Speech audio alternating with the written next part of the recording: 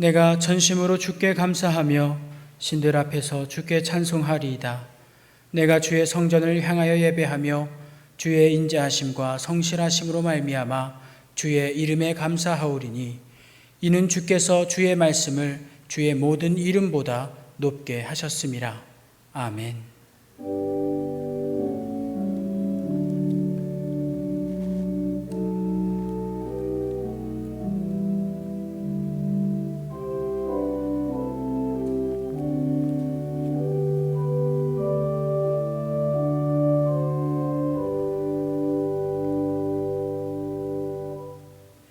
교동은 55번입니다. 여호와께서 집을 세우지 아니하시면 세우는 자의 수고가 헛되며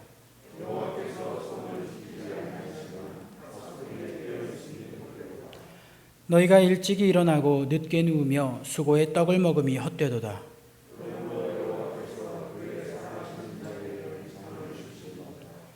보라, 자식들은 여호와의 기업이요 젊은 자의 자식은 장사의 수중의 화살 같으니 그들이 성문에서 그들의 원수와 담판할 때에 수치를 당하지 아니하리로다. 아멘. 우리의 산성이신 하나님 아버지, 찬송과 감사를 올려드립니다. 지난 한 주간도 권능의 팔로 저희를 지켜주시고 저희들의 발걸음마다 의롭고 평탄한 길로 인도해 주심에 감사를 드립니다. 주님께서 그렇게 저희들을 지켜주셨기에 저희들이 이처럼 평안하고 복된 삶을 누리고 있습니다. 그러나 우리가 부디 이 세상의 그 어떤 부와 권세를 누림보다 거룩한 주일에 하나님을 예배하고 하나님의 말씀을 소유하는 것이 가장 복된 것임을 알고 고백하기를 원합니다. 이 시간 하나님을 경외함으로 드리는 이 예배를 기쁘게 받아 주옵소서. 예수님의 이름으로 기원하옵나이다. 아멘. 사도신경으로 우리의 신앙을 고백하겠습니다. 나는 전능하신 아버지 하나님 천지의 창조주를 믿습니다. 나는 그의 유일하신 아들 우리 주 예수 그리스도를 믿습니다. 그는 성령으로 잉태되어 동정녀 마리아에게서 나시고 본디오 빌라도에게 고난을 받아 십자가에 못 박혀 죽으시고 장사된 지 사흘 만에 죽은 자 가운데서 다시 살아나셨으며 하늘에 오르시어 전능하신 아버지 하나님 우편에 앉아 계시다가 거기로부터 살아있는 자와 죽은 자를 심판하러 오십니다. 나는 성령을 믿으며 거룩한 공교회와 성도의 교제와 죄를 용서받는 것과 몸의 부활과 영생을 믿습니다. 아멘. 찬송가 4장입니다.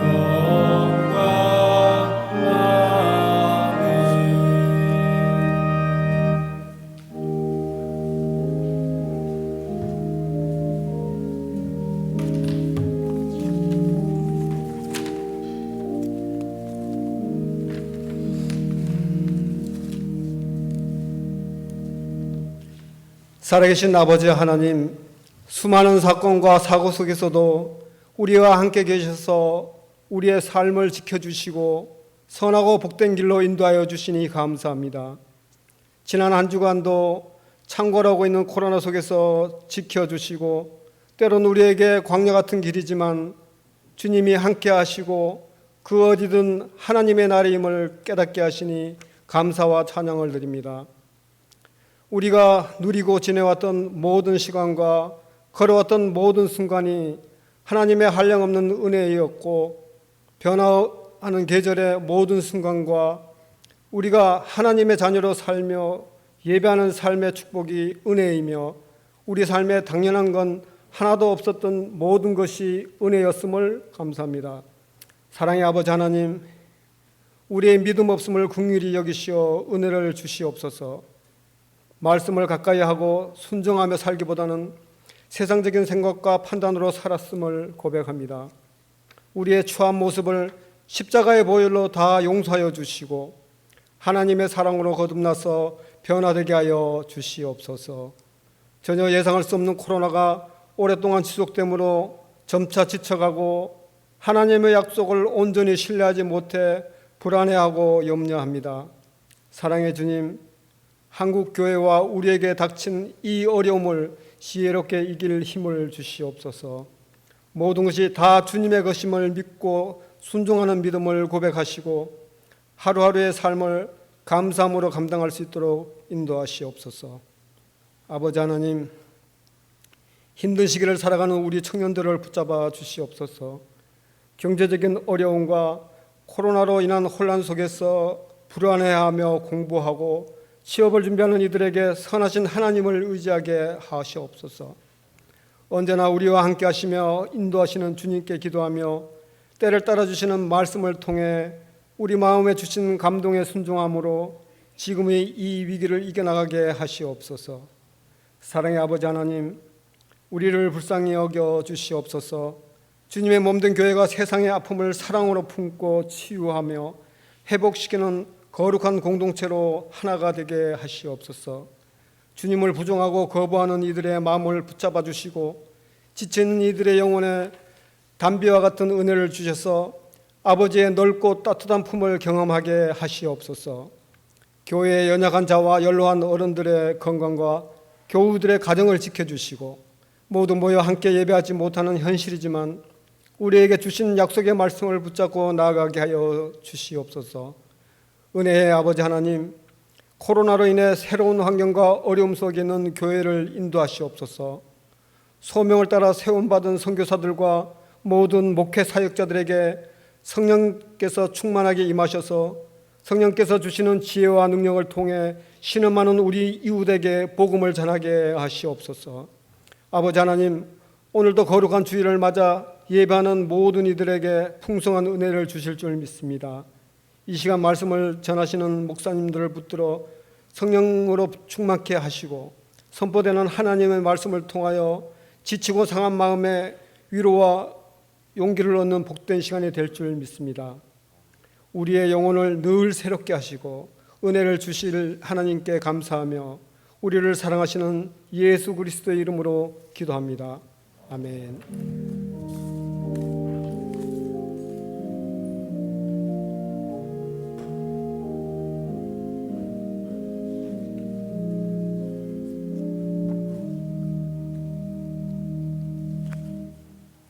찬송가 261장입니다.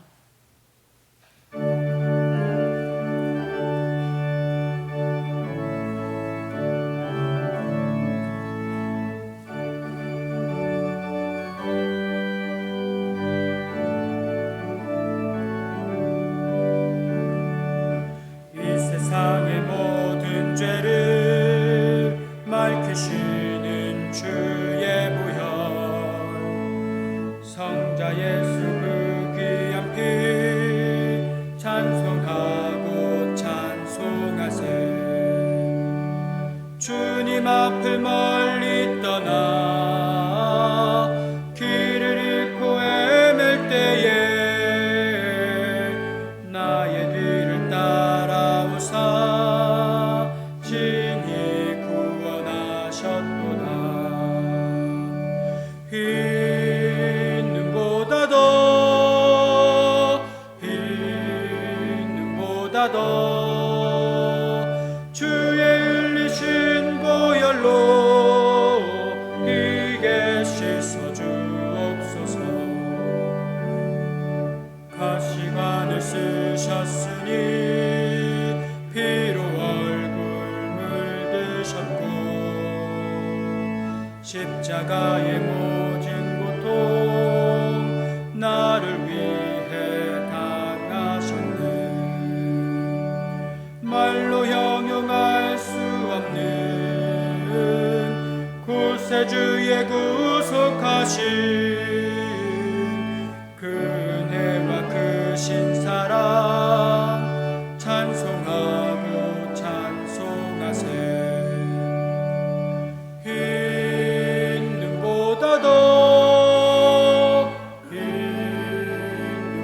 보다 더 주의 흘리신 보혈로 이게 씻어 주옵소서.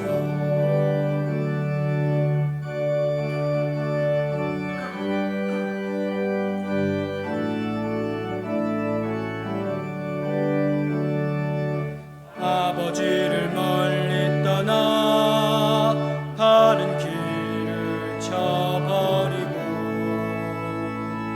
여러 가지 죄악으로 주홍같이 되었으니 물 같은 것 가지고는 씻을 수가 아주 없네.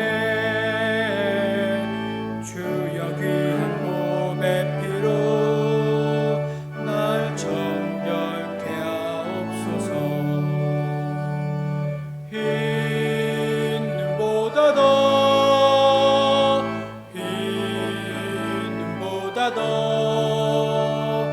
주의 흘리신 보혈로 이게 씻어 주옵소서.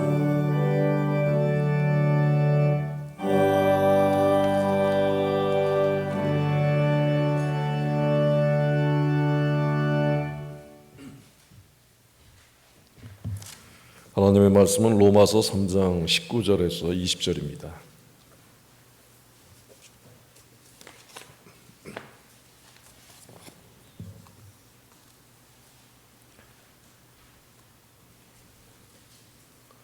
영상으로 예배하시는 분들도 영상을 보시고 성경을 함께 읽으시고 본당에서 예배하시는 분들도 작은 소리로 함께 성경을 봉독하시기 바랍니다.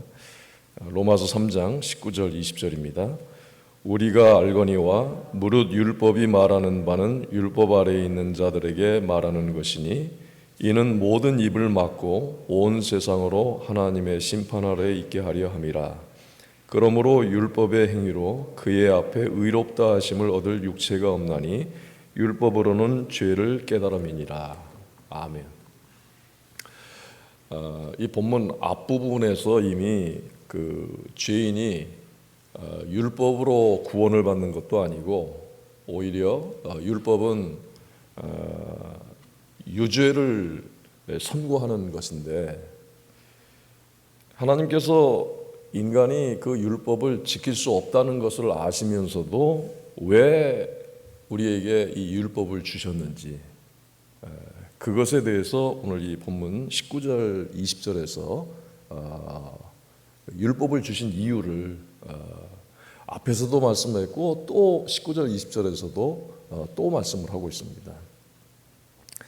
하나님께서 율법을 주신 이유는 율법을 통해서 죄가 무엇인지를 알게 하기 위한 것입니다.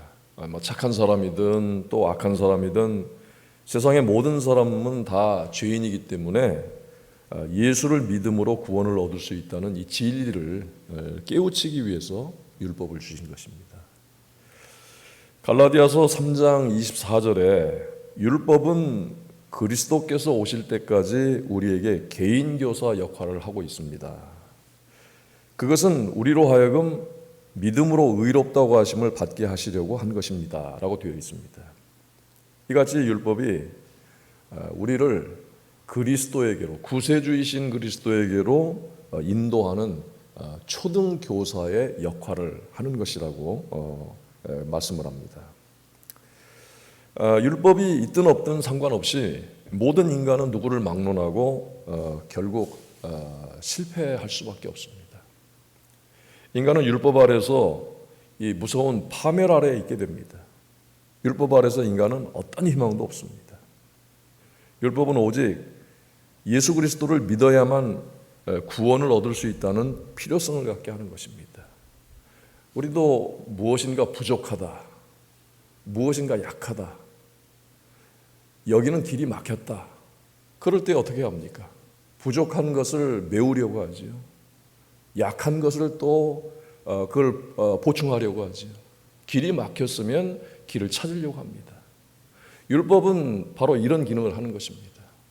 다 심판 아래 있기 때문에 율법으로는 안 되고 길을 돌려서 구세주이신 예수 그리스도를 찾게 하려고 한다는 것입니다. 그래서 율법 아래 있는 인간이 그 율법으로는 안 되기 때문에 구원의 유일한 길, 유일한 소망은 오직 예수 그리스도뿐이다 하는 것을 깨닫게 하기 위한 것입니다. 그 율법은 이미 그 율법 안에서 모든 인간에게 이 유죄 판결을 내렸습니다. 유죄 판결. 그 판결로 인해서 당할 것은 사형이라고 하는 것입니다. 바울 시대 때 재판 중에 더 이상 변호할 말이 없으면 그 표시로 손을 입에다 갖다 댔다고 합니다. 또 법관은 입을 다물라고 하는 의미로 피고인의 입을 손으로 때리기도 했다고 합니다. 판결을 받은 피고인은 명백한 이제 유죄로 판결이 났기 때문에 이제 더 이상 변호하려고 해서는 안 된다라는 것입니다. 예수님께서 붙잡히셔서 대제사장에게 말씀을 하셨을 때 이 유대인들이 예수님에게도 이러한 그 관례를 적용을 했습니다. 요한복음 18장 20절에 경비병 한 사람이 곁에 서 있다가 대제사장에게 그게 무슨 대답이냐, 이 경비병이 지금 예수님에게 하는 것입니다. 그러면서 경비병이 손바닥으로 예수를 때렸다라고 기록이 되어 있습니다. 바울도 재판을 받을 때 역시 같은 수모를 겪었습니다. 사도행전 23장 2절에 대제사장 아나니아가 곁에 서 있는 사람들에게 바울의 입을 치라고 명령했다고 했습니다. 이처럼 오늘 이 19절에 있는 말씀처럼 이는 모든 입을 막고라고 되어 있는데, 이처럼 율법 아래에 있는 모든 인간이 바로 이와 같은 상태에 있다고 하는 것을 가르쳐주고 있습니다.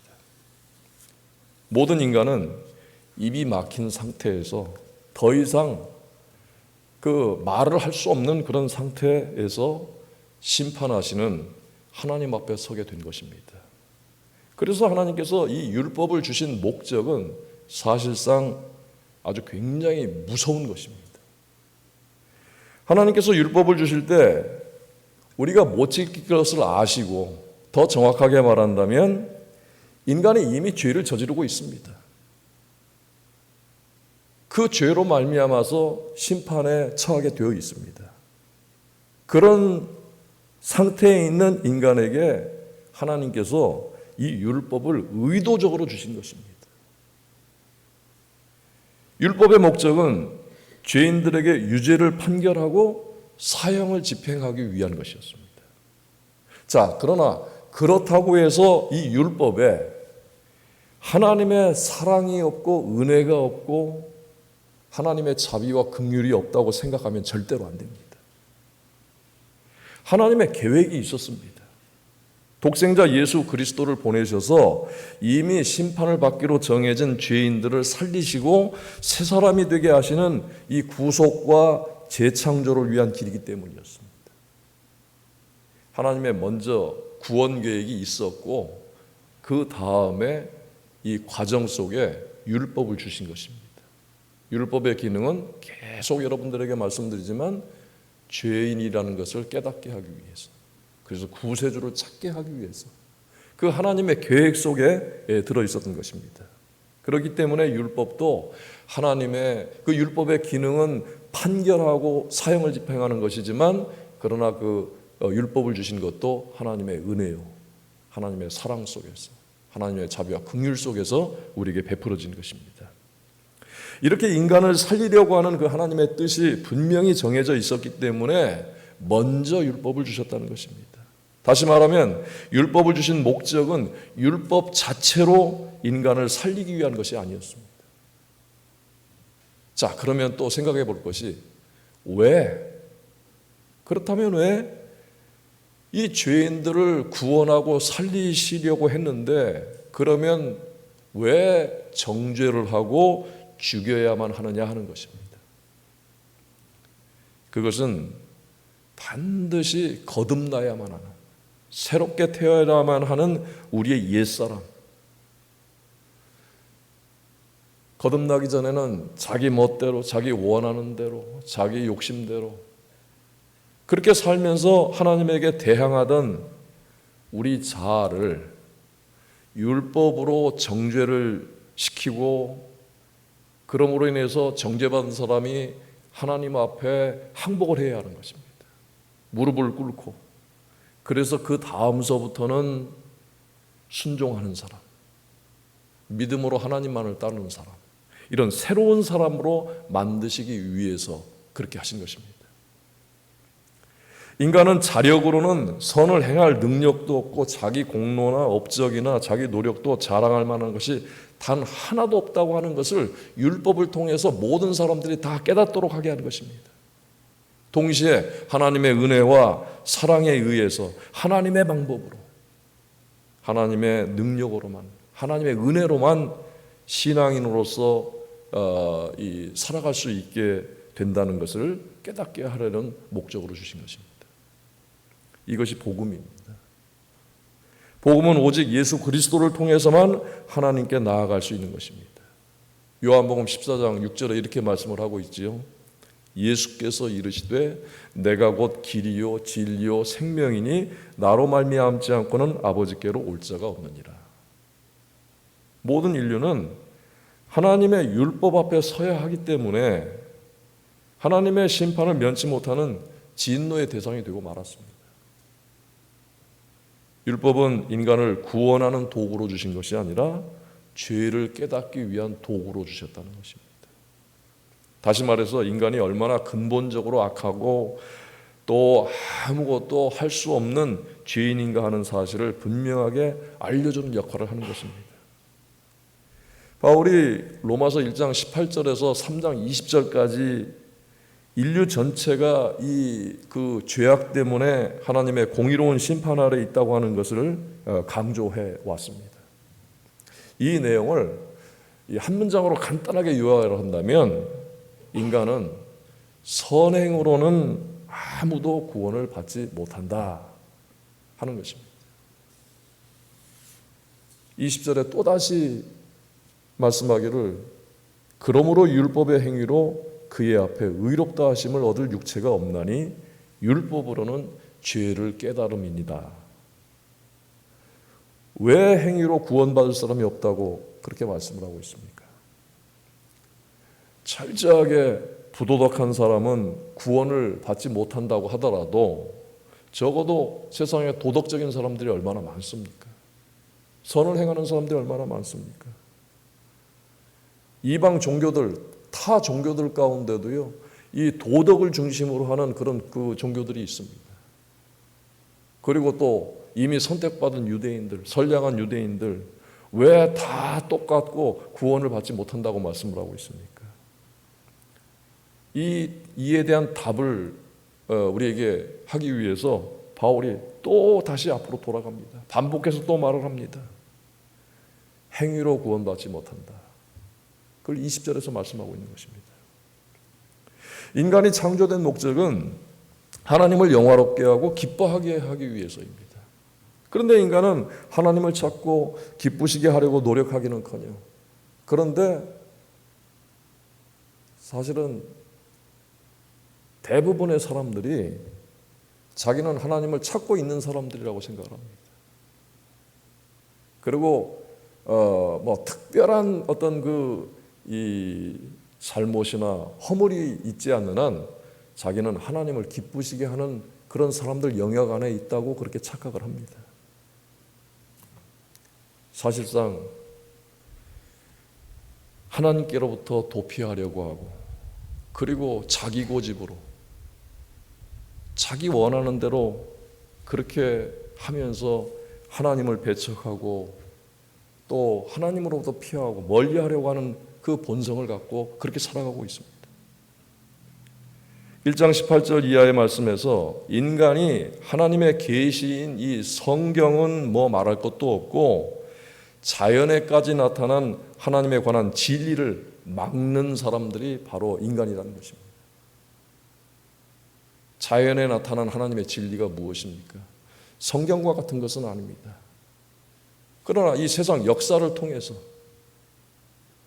상식, 질서, 양심 이런 걸 통해서 하나님께서 질서를 세워놓으셨는데 그런 거 다 막는다는 것입니다.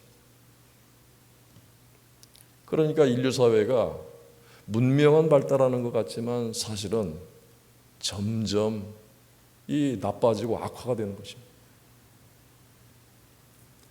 인간은 참되신 하나님에 관한 진리를 억누르고 그 대신에 그 자리에 하나님 자리에 대체하는 신들을 세워놓습니다. 그래서 바울은 이렇게 말합니다. 하나님의 진노가 불의로 진리를 막는 사람들의 모든 경건하지 않음과 불의에 대하여 하늘로부터 나타난다라고 말씀을 하고 있습니다. 자, 그런데 어떤 사람들은 또 이 충분히 선행을 행하는 사람들이 있습니다. 서로에게 또 친절하고 도움을 주고 남을 위해서 희생하는 경우도 있는데 그러면 이런 선행들이 그런 아무 그 의미도 없는 것이냐? 이런 질문에 대해서 극단적인 예를 들어서 한번 말해 보겠습니다. 세상에 집단들이 많이 있습니다. 그런데 어떤 집단들은 폭력을 일삼는 집단입니다. 사기, 강도 살인, 그리고 이 지구상에 이 독재자들이 거느린 그런 집단들이 있습니다. 그런데 그런 폭력을 행하는 그런 그 집단 안에도요, 그 안에 있는 사람들은 서로 좋은 관계를 유지를 합니다. 각자 맡은 일에 충실하고 서로에 대해서 정직하기도 하고 서로 돕고 서로를 보호합니다. 열심히 일하고 또 서로에게 친절합니다. 그런데 그들의 그 행동들이 자기들 서로에게는 선하게 작용을 하지만 동시에 세상에는 매우 나쁘고 악한 행동들을 일삼는 것입니다. 그들이 법과 질서를 깨고 파괴하고 자기들만의 욕심만을 위해서 그렇게 하기 때문입니다. 그들의 선한 행동은 모든 사람에게 적용되는 것이 아닙니다. 도둑 집단은요, 자기들 안에서는 평화롭습니다. 자기들과 같은 사람들에게만 이 그 선과 또 자기들의 이 어떤 그 관계, 그것이 그 자기들 안에서만 해당되는 것입니다. 그러나 사실상 다른 사람들에게서 강탈하고 해를 입히고 살인까지도 합니다. 자기 자신들을 위해서 친절한 것도 다 이 악한 목적을 이루기 위해서입니다. 그리고 그런 악한 일을 하는 동안 그들은 계속해서 자신들의 친목, 자신들의 관계를 강화시켜 나갑니다. 그들은 서로에게 선행을 하는 것 같지만 결국은 악을 행하는 것입니다. 여러분들 잘 아시는 그 1970년대 영화로 만들어진 대부라고 하는 책이 있습니다. 이 책의 내용은 미국과 또 세계 다른 지역들에서 그 불법 그 도박, 매춘, 마약 판매, 그 밖에 범죄 활동을 주로 하는 이탈리아 이 범죄 조직 마피아에 관한 책입니다. 이 범죄 집단은 자기들의 목표를 달성하기 위해서 폭력과 살인을 저지릅니다. 그런데 그 안에 보면 아주 충격적인 내용이 나와요. 범행의 어떤 그런 충격적인 것, 그거 말고 여기에 등장하는 그 인물들에게 있어서도요, 굉장히 인간의 따뜻함이 나타난다는 거예요.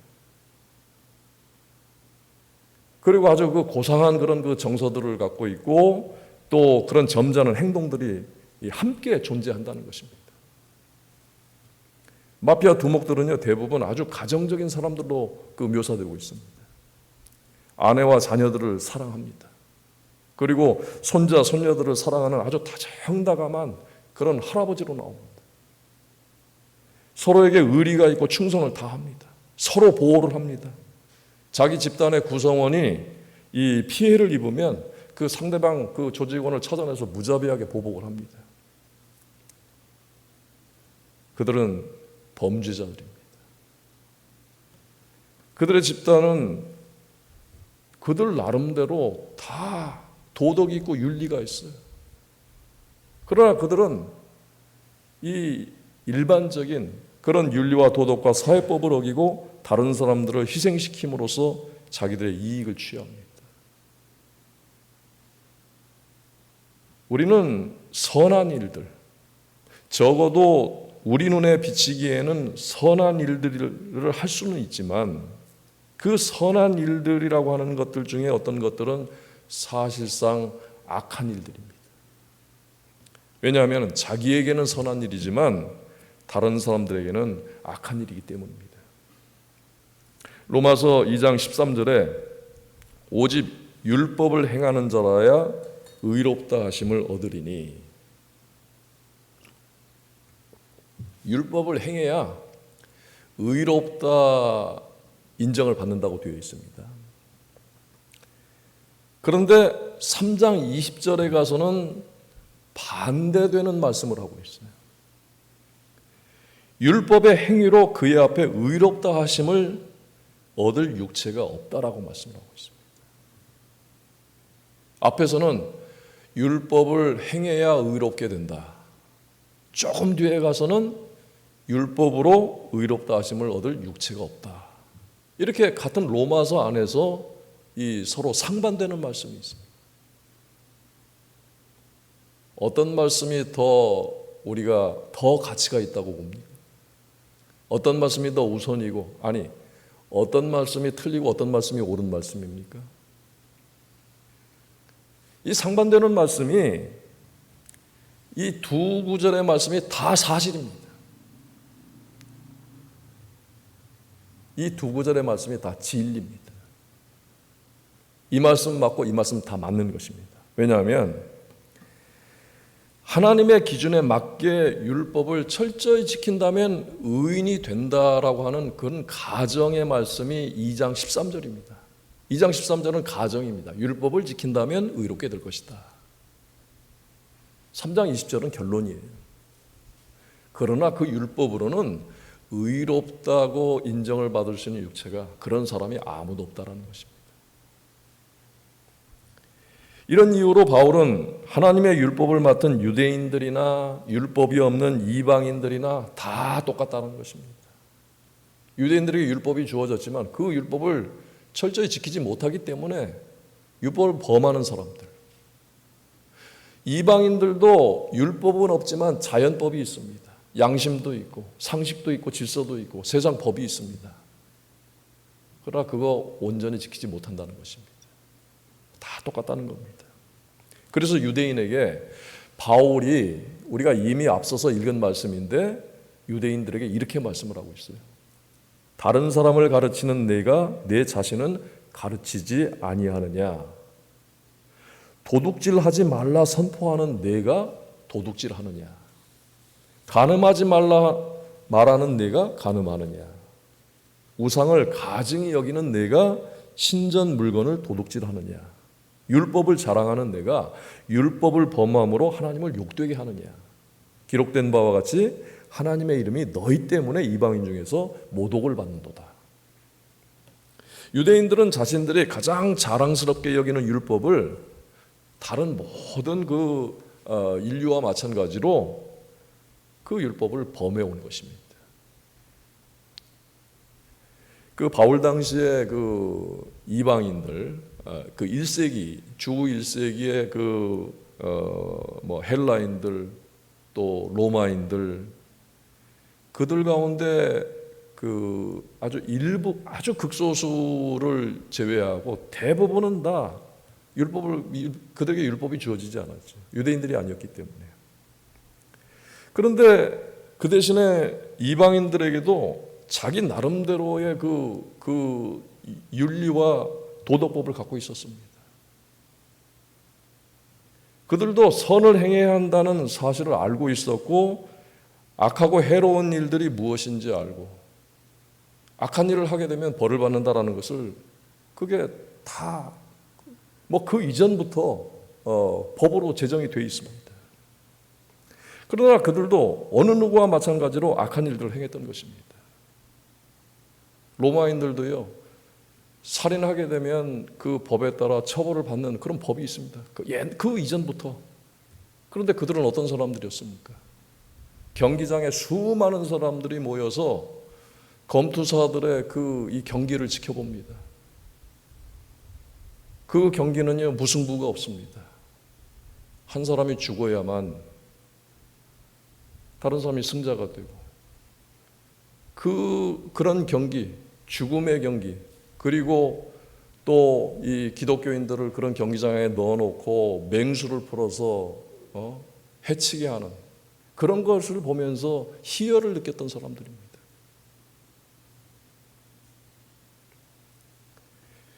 바울은 이방인에게 이렇게 말을 하고 있습니다.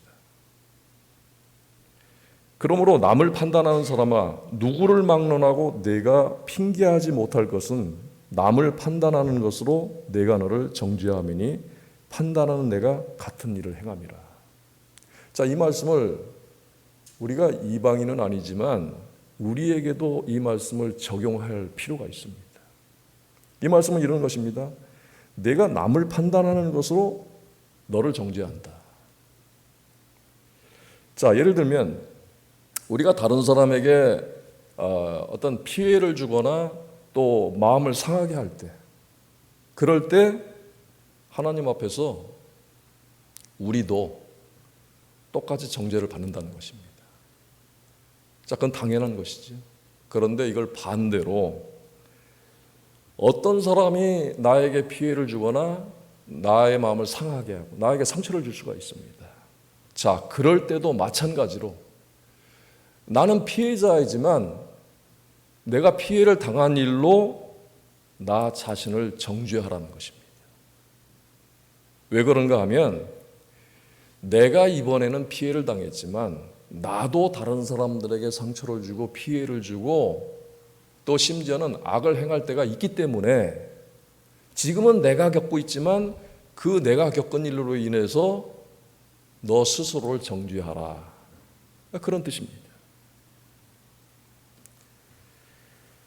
로마서 1장 26절 이하에 인간이 행하는 악행에 대해서 기록을 하고 있는데 이 말씀은 누구나 예외 없이 가장 악한 사람들, 누구나 다 살인자요, 누구나 다 폭력을 일삼는 자요, 그런 흉악한 그 범죄인이라는 그런 뜻이 아니라 모든 인류는 다 같다라는 의미입니다. 우리는 인류의 구성원들이면서 정확하게 말하면 인간이 저지를 수 있는 모든 악의 가능성이 다 모든 사람들에게 잠재해 있습니다. 여러분, 우리가 좀 더 솔직할 필요가 있는데 우리 마음속에 있는 것들을 행동으로 표출을 안 한 것뿐이지 이 마음속에 있는 것들, 악한 것들을 행동으로 표출을 하게 되면 그거는 이제 사회법의 처벌을 받습니다. 행동으로 표출하지 않은 것들이 우리 마음속에, 우리 속에 얼마나 많이 있었습니까? 그런 경험들을 우리가 얼마나 많이 했습니까? 예수님께서 이런 말씀을 하셨습니다. 형제에게 노하는 자마다, 화를 내는 자마다 심판을 받게 되고,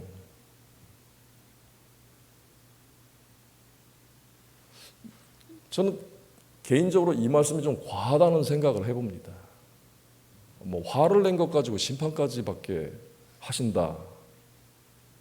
화를 낸 정도면 그러면 너는 하늘에 계신 아버지한테 너도 혼날 것이다. 너도 똑같이 혼날 것이다. 하나님께서 너에게 화를 내실 것이다. 이런 정도로 좀 이렇게 이 평행이 맞아야 되는 것인데 분노했다고 하는 것을 가지고 예수님의 말씀은 심판을 받게 되고 라고 되어 있습니다. 얼마나 무서운 말씀입니까? 그래서 모든 사람들, 그 어느 누구도 예수님으로 향하는 그 구원의 길이 없다고 그러면은요, 우리는 이 말씀 하나만으로도 다 심판을 받게 되는 것입니다. 이 말씀을 하신 분이 우리의 구세주이기 때문에 우리가 이 죄를 면하게 되는 것입니다. 인간이 갖고 있는 이런 내면적인 잠재성 때문에 창세기 6장 5절에서는 이렇게 말씀을 하고 있습니다. 여호와께서 사람의 죄악이 세상에 가득함과 그의 마음으로 생각하는 모든 계획이 항상 악할 뿐임을 보셨다고 했습니다. 로마서에서 말하는 율법은 모든 사람들이 죄인들이기 때문에 율법은 아무도 의롭게 할 수 없다고 합니다. 그럼에도 율법은 사람이 그 하나님의 표준에 미달한 부분이 어디인지 그것을 이제 보여주고 하나님께서 구원을 베푸시는 유일한 길 예수 그리스도를 가리키고 있는 것입니다. 하나님의 율법이 없다면 그러면 인간은 스스로를 아주 반듯한 사람이라고 생각을 할 겁니다. 그리고 율법이 없다면 누구나 다 천국에 들어가기에 합당할 자격이 있다고 생각할 것입니다. 그런데 이 율법을 들여다보면 인간이 절대로 천국에 들어가기에 합당하지 않다고 하는 것을 알 수가 있습니다. 우리는 반듯한 사람들이 아닙니다. 어떤 면으로는 도덕적인 면이 있지만 또 숨은 부분은 휘어진 부분들, 도덕적으로 휜 부분들이 있습니다. 우리가 하나님께 받아들여질 만한 자격을 갖추려면 그러면 거룩하신 하나님께 우리가 변화를 받아야만 되는 것입니다. 그러니까 노력으로 우리가 어떤 노력으로도 우리가 어떤 마음가짐으로도 거룩하게 되는 것이 아니라 하나님께서 우리를 변화를 시켜야만 우리가 거룩하게 될 수 있다는 것입니다. 어떤 이는 이 하나님의 율법을 거울에 비교를 했습니다. 거울을 들여다보면 어떤 모습이 보입니까? 내 모습이 보입니다. 얼굴에 더러운 것이 묻은 채로 거울을 보면 어떻습니까? 그러면 더러운 것이 묻었구나. 그리고 가만히 있을 사람이 어디 있어요? 오물이 묻었으면 그것을 씻어내려고 하겠지. 자, 그런데 중요한 것은요. 거울을 보고 내 얼굴에 더러운 것이 묻은 것을 알게 되었습니다. 그런데 그 거울이 내 얼굴을 씻어주지 못한다는 것입니다. 거울은 더러운 얼굴을 비누로 깨끗하게 씻어야 한다는 그것을 알게 해주는 것입니다. 만약 도덕적으로 자기를 신뢰하고 하나님을 의지하지 않는다면 그러면 그 사람은 전혀 희망이 없는 사람입니다. 바다가 물이고 이 지구의 땅덩어리 모든 것이 다 비누라고 할지라도 그리스도의 피로 씻어주지 않으면 아무런 희망이 없다는 것입니다. 인간이 자기 마음을 깨끗하게 하는 어떤 노력을 하더라도 하나님 앞에서는 소용이 없다는 것입니다. 오직 율법이 안내하는 그리스도께로 가야만 그것을 씻을 수가 있습니다. 사도행전 4장 12절에 다른 이로서는 구원을 받을 수 없나니 천하 사람 중에 구원을 받을 만한 다른 이름을 우리에게 주신 일이 없음이라 하였더라.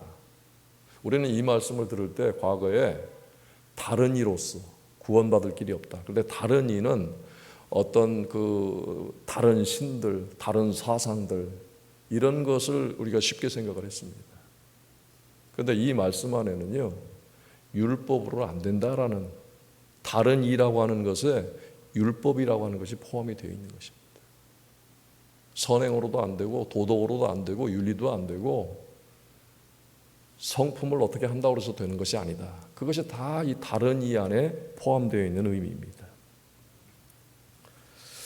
여러분, 이 설교할 때마다 여러분들에게 제가 점잖게 딱 한 줄로 성경을 읽으십시오. 그렇게 권하고 있습니다. 여러분 성경 읽으시죠?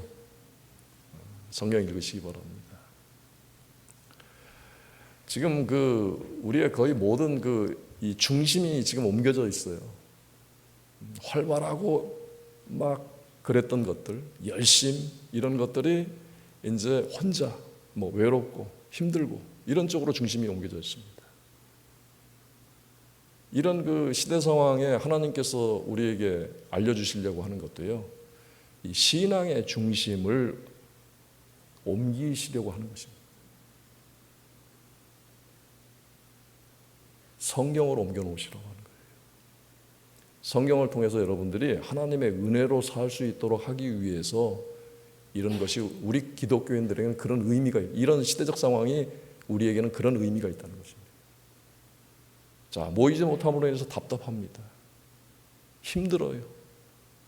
예배가 자유롭지 못합니다. 제한된 숫자도 있고.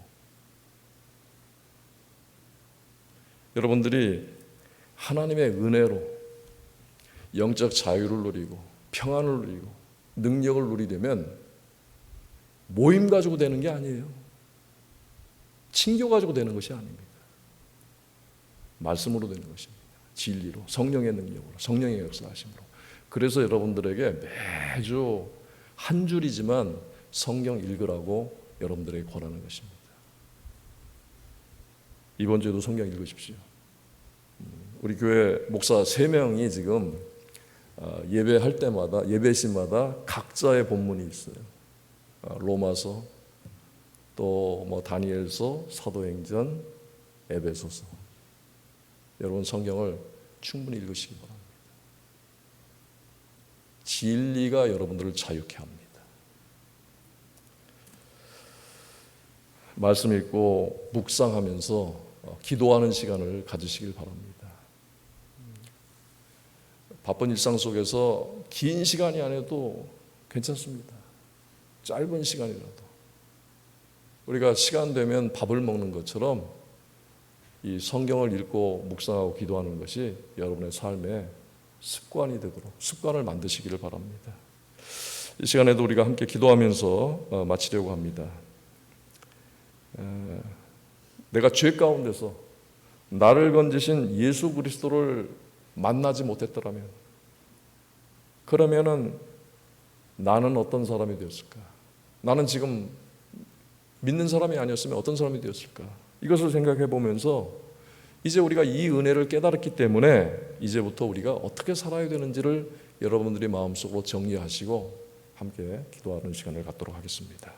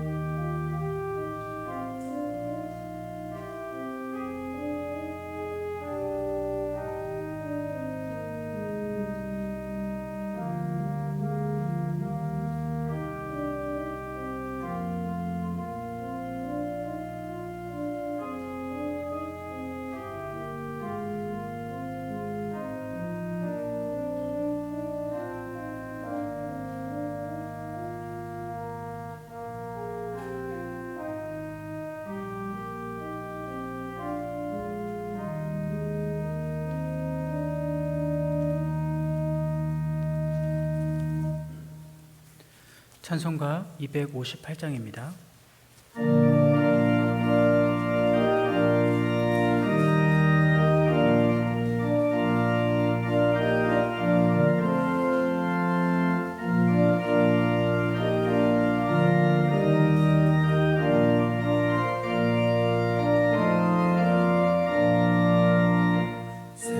샘물과 같은 보혈을 주님의 피로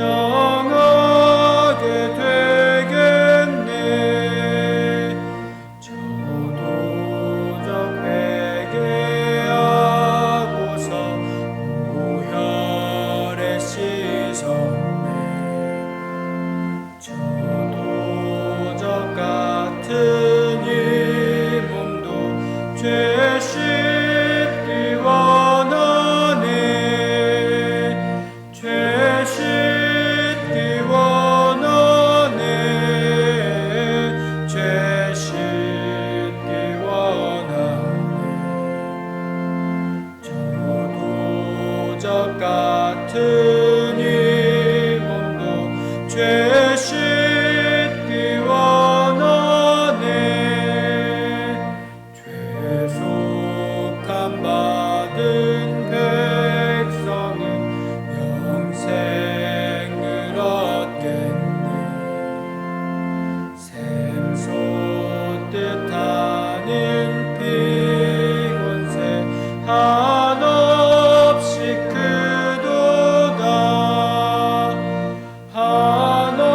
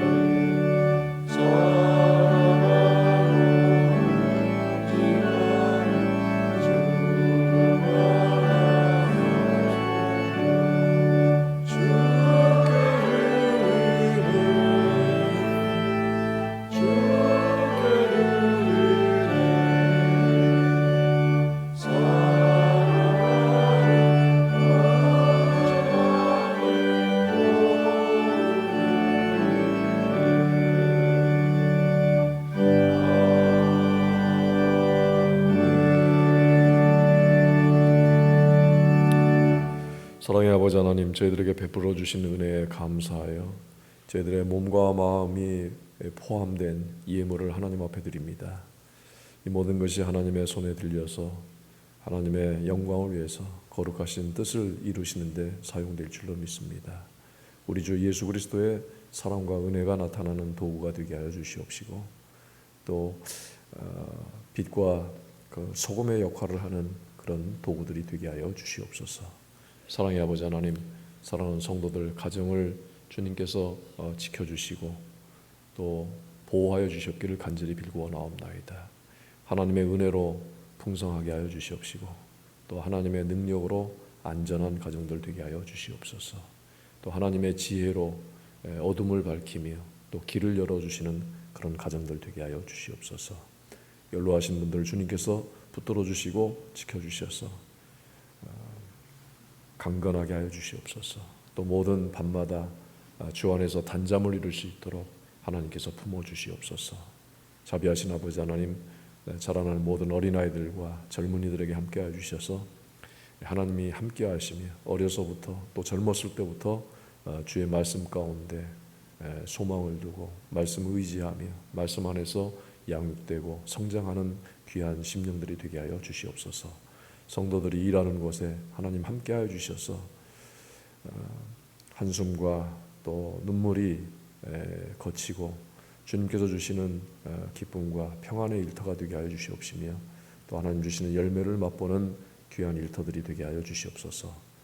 환우들과 또 육체의 약함으로 고통하는 교우들, 그리고 마음과 여러 가지 사정으로 마음이 아프고 힘든 교우들을 주님께서 긍휼히 여겨주셔서 하나님 저들을 붙들어 주시옵시고 회복되고 또 안정될 수 있도록 하나님께서 인도하여 주시옵소서.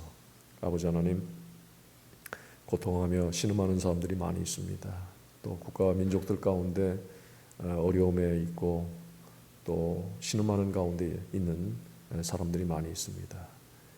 하나님, 그들을 돌보시고 구원의 손길로 함께하여 주시옵소서. 또 북한의 우리 형제들과 자매들 주님께서 지켜주시고 보호하여 주시옵기를 간절히 빌고 나오며 예수님의 이름으로 봉헌 기도드리옵나이다. 아멘.